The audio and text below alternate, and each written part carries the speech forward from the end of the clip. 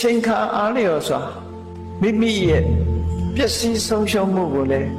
လေ့လာသုံးသပ်ကြည့်သင့်တယ်ငါဟာပျက်စီးနေသလားငါအစိတ်အခြေအနေတွေဘယ်လိုရှိငါ့ကိုဘာတွေကနှွမ်းမိုးနေသလဲနေ့စဉ်နဲ့အမျှငါစိတ်အခြေအနေတွေဟာဘယ်လိုရှိသလဲမကောင်းတဲ့စိတ်တွေဘယ်လောက်များစွာဖြစ်နေသလဲအတ္တဝိပတ္တိကိုယ့်ရဲ့ပျက်စီးနေဖို့မှတ်တမဲ့မနေရဘူးကိုယ့်ကိုကောင်းနေတယ်လို့မထင်နဲ့ကိုယ့်ကိုပျက်စီးနေတာလားဆိုတာကိုစဉ်းကျင်သုံးသပ်ကြည့်ဥပမာနေ့စဉ်ဘဝမှာနေတဲ့အချိန်မှာဘုရားရှိခိုးရမှာလည်းပြင်းတယ်ဘုရားလည်းတနေ့မှမရှိခိုးမိဘူးဘုရားသီလဆိုဝေး၅ပါးသီလလည်းချိုးဖောက်တယ်ဆိုရင်ဒါကိုယ့်ကိုပျက်စီးနေပြီလို့မှတ်သားဖို့တော့တနေ့ကကုံသွားရောကုသိုလ်ကောင်းမှုတွေမှာစိတ်ကိုလုံးဝမရောက်ဖက်နဲ့ကာမဂုဏ်အာယုန်စိတ်တွေစာဝန်နေရေးနေ့စဉ်ဘဝရုန်းကန်နေရတဲ့အထက်မှာပဲအချိန်ဖြုံးပြီးတော့နေတယ်ဆိုလို့ရှိရင်ငါမှကောင်းတဲ့စိတ်တွေပျက်စီးနေပါလားဆိုတာစဉ်းကျင်သုံးသပ်တွေးတောအောင်မြတ်စွာဘုရားတတိပေးတာကိုရဲ့ပျက်စီးဆုံးရှုံးနေမှုကိုလည်းပဲစဉ်းကျင်သုံးသပ်ပေးရမယ်နောက်တစ်ခုကျတော့ကိုယ်နဲ့ကိုယ်ပတ်ဝန်းကျင်ဆိုတာဆက်ဆက်ပြီးတော့တည်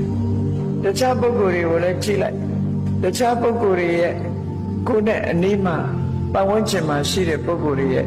အနေအထားပျက်စီးဆုံးရှုံးနေမှုကိုလည်းစဉ်းကျင်သုံးသပ်ကြည့်ရဘယ်ပုဂ္ဂိုလ်အဖြစ်ဝိတ္တသီလတွေပြပြတယ်မကောင်းမှုဒုစရိုက်တွေလုပ်တယ်ဝိရစေဝါတွေသုံးတယ်ရက်သေးစားတောက်စားတယ်ခိုးဆိုလူရဲ့တက်ခိုင်နေတယ်အဲ့ဒီပုဂ္ဂိုလ်ရဲ့အခြေအနေကိုကြည့်ဘယ်လိုဖြစ်သွားသလဲဆိုတာတွေကို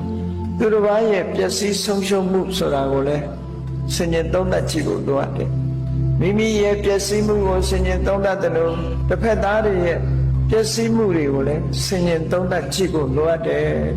ဓမ္မသာလည်းအခြေအနေမှန်ကိုသိပါဒါဟာနေ့စဉ်ကိုယ့်အတွက်လှုပ်တင်လှုပ်ထိုက်တဲ့တခုပျက်စီးမှုစဉ်းကျင်သုံးသပ်မှုကိုပြုသလိုကြီးပွားတိုးတက်မှုအောင်မြင်မှုတွေနဲ့ပတ်သက်ပြီးတော့လည်းစဉ်းကျင်သုံးသပ်ကြည့်ရအတ္တတမ္ပတ္တိငါကတော့မနေ့အိယာထတာနဲ့ဘုရားဝတ်ပြုတယ်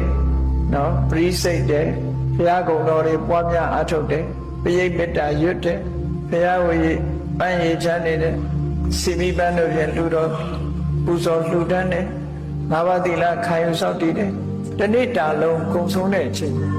အစိတ်ထဲမှာကုသိုလ်တွေနဲ့ပဲအချိန်ကုန်သွားတယ်ကိုယ့်ရဲ့ပြည့်စုံမှုစဉ်းကျင်သုံးသပ်ကြည့်